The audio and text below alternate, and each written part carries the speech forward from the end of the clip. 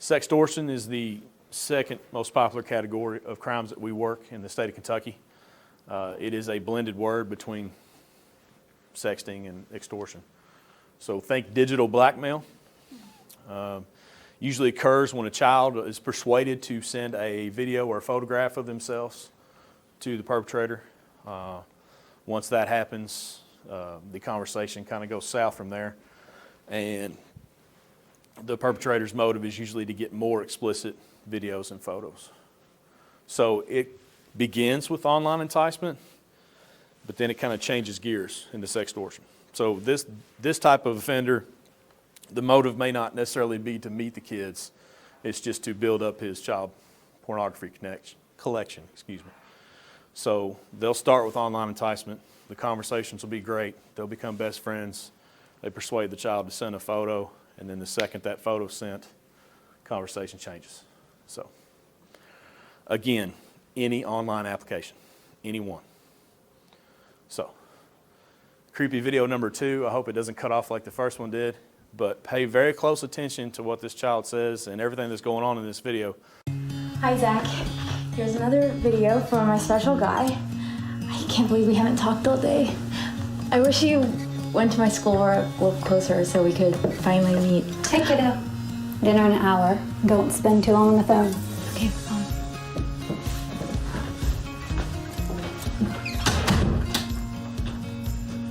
I know you've been waiting for this for a while, so I wanted to give you something special.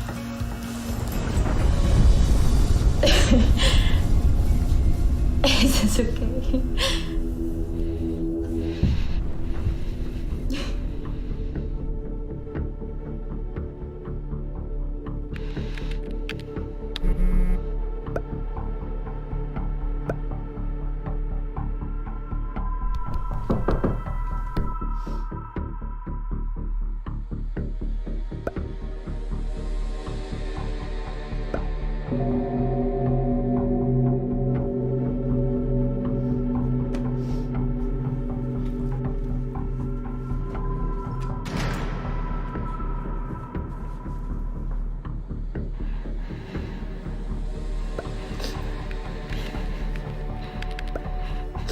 Who are you?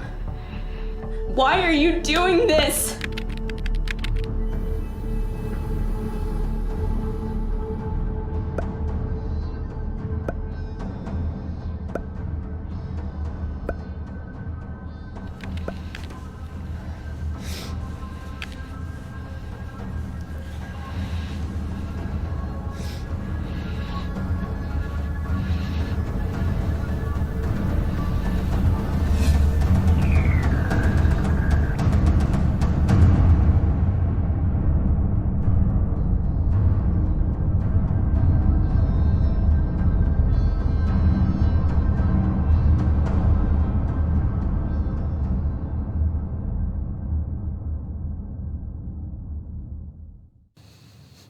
Okay, what is one of the first things that DreamGirl_32000 said to the camera?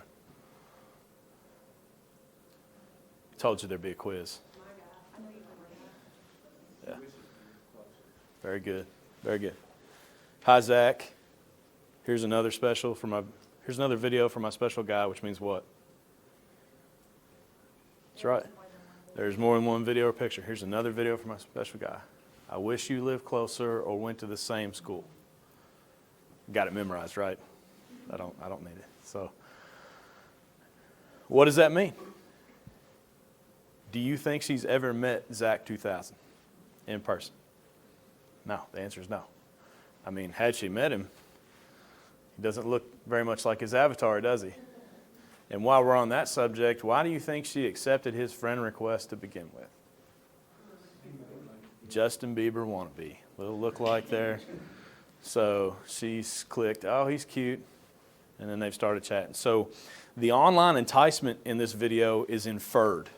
We've already had that occur.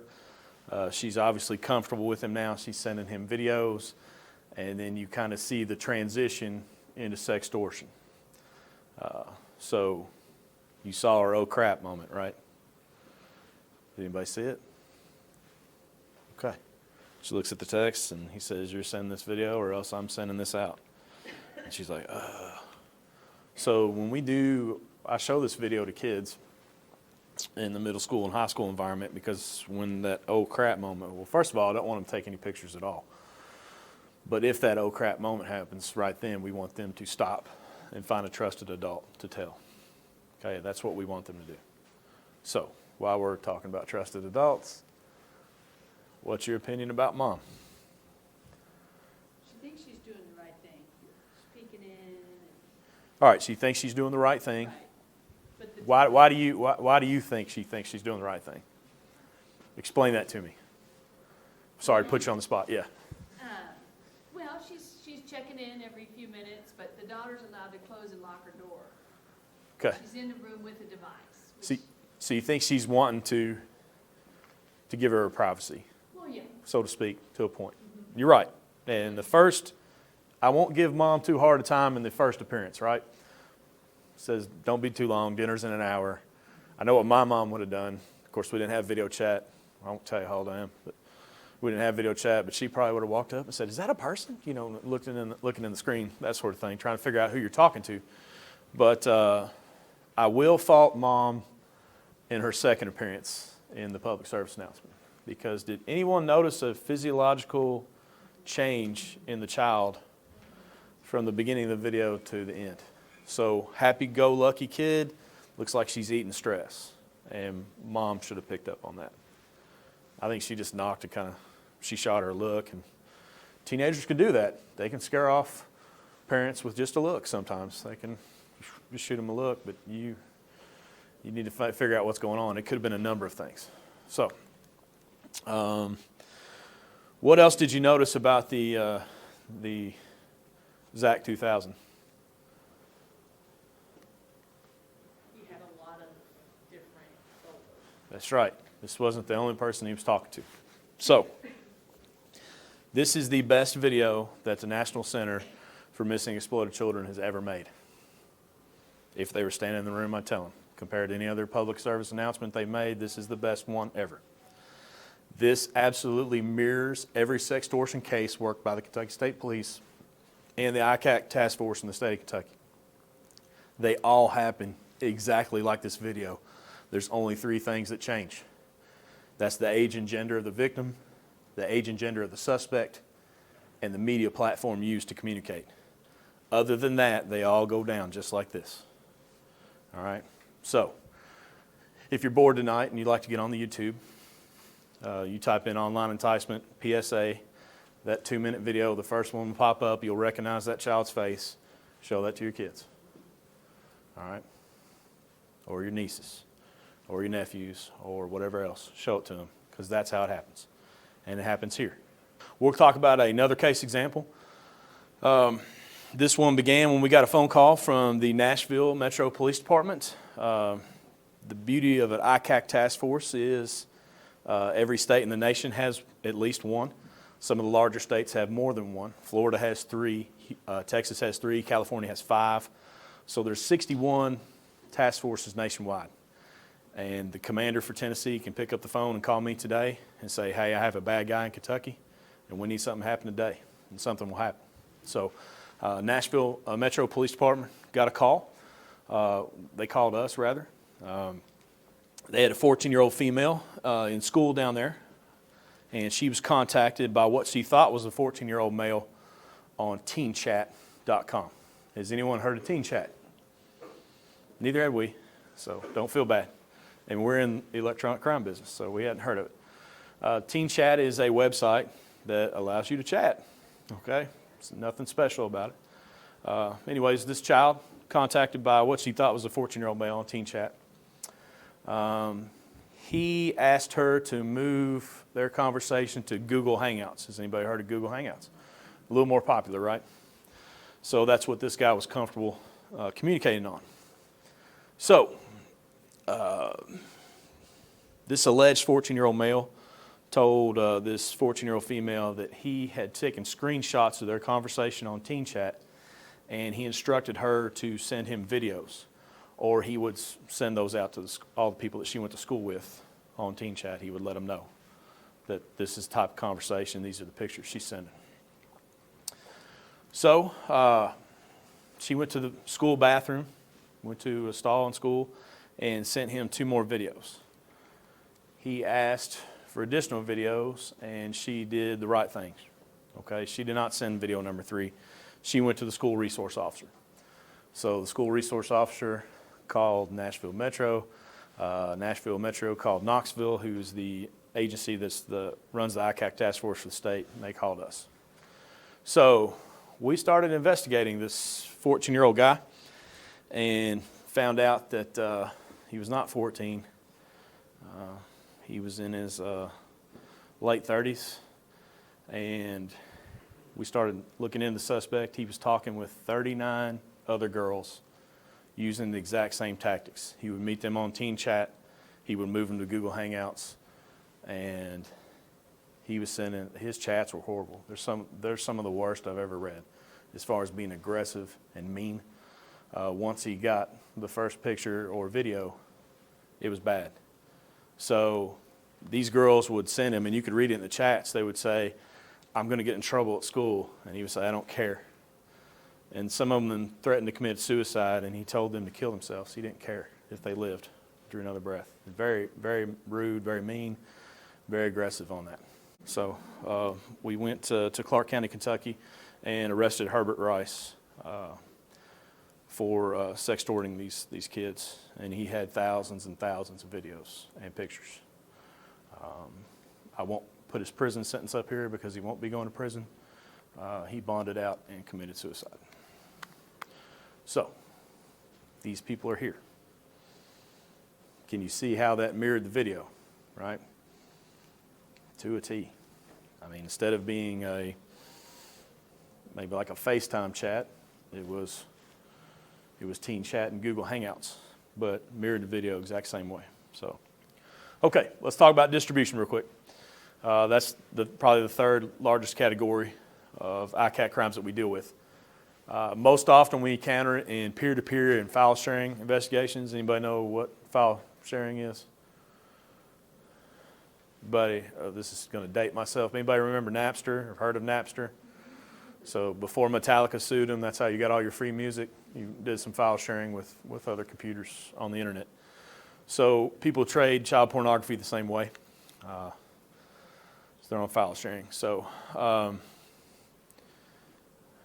child sexual exploitative images can also be put on anonymous image boards.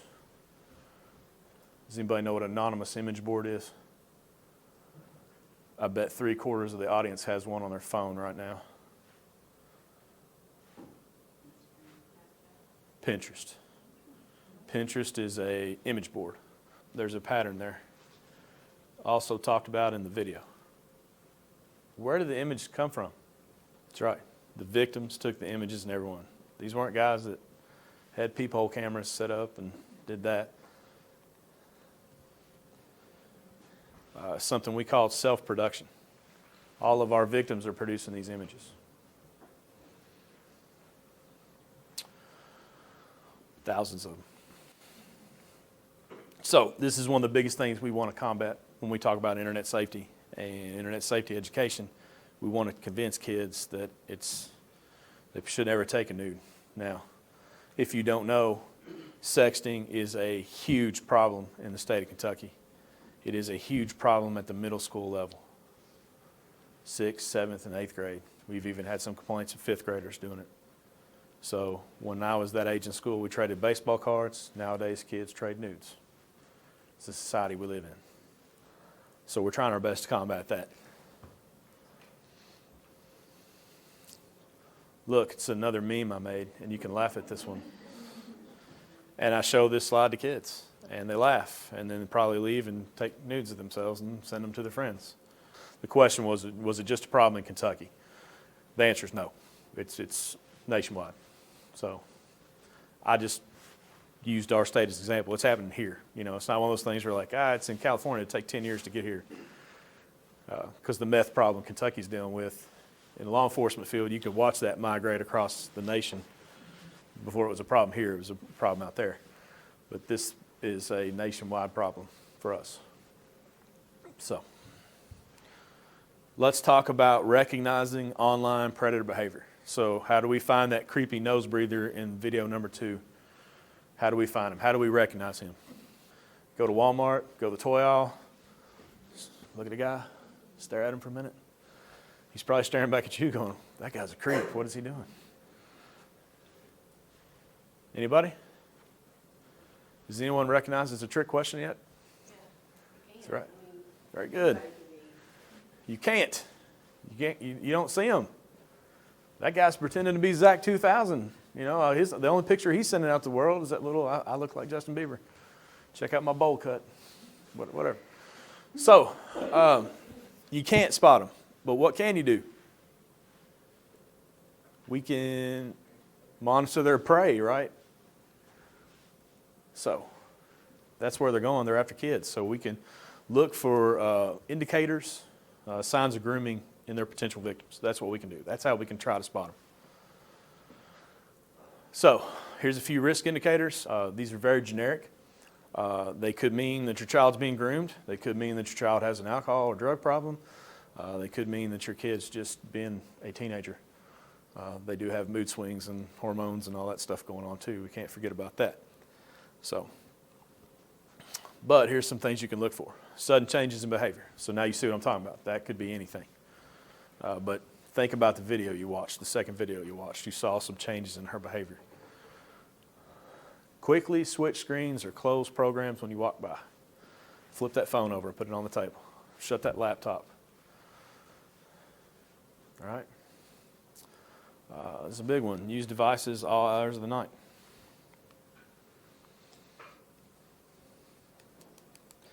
So independently, they might not be a big deal, but if you start seeing all of them together, that might be something you want to look for. So you catch them using their phone all night, you take their phone from them, and they get highly, and I mean over the top, upset. That might be because they've already developed a friendship or relationship with somebody who's now the most important person in their world, and you've cut off their communication.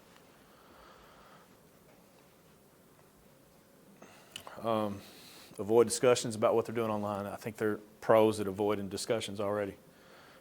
You know, when they shut that laptop when you walk by, and you're like, "What are you doing?" Nothing.